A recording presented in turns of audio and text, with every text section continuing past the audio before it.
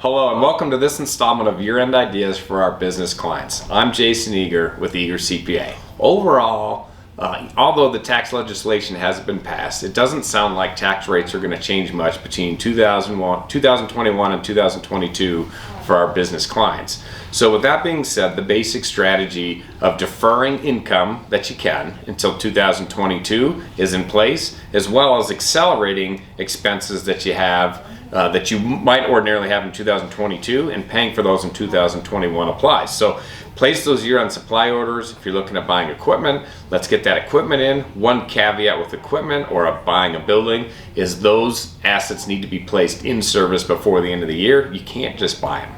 Okay, so other things that have come up this year, the state and local tax deduction. We hear a lot about this. The $10,000 limit on property taxes, in state taxes, in car tags, and things of that nature is capped.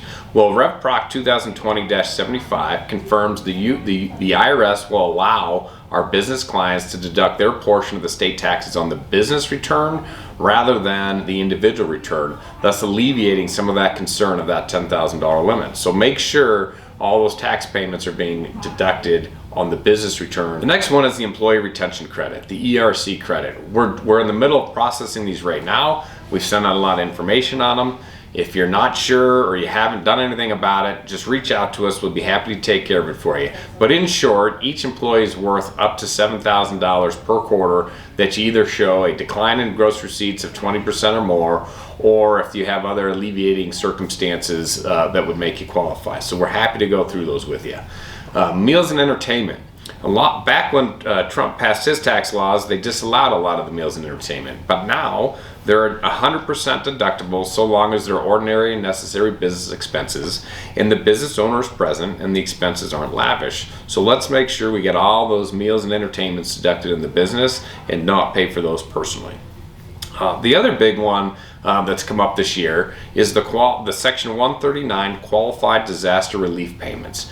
This is a payment that the employer can pay to the employee to help reimburse, and we'll just call it COVID-related expenses. Daycare expenses for your kids that you may not have had before, had to remodel your home office expense, funeral expenses, the cost of masks, all these little factors that you've incurred over the last year due to COVID. Your employer can pay you, we'll call it straight cash. They can write you a check.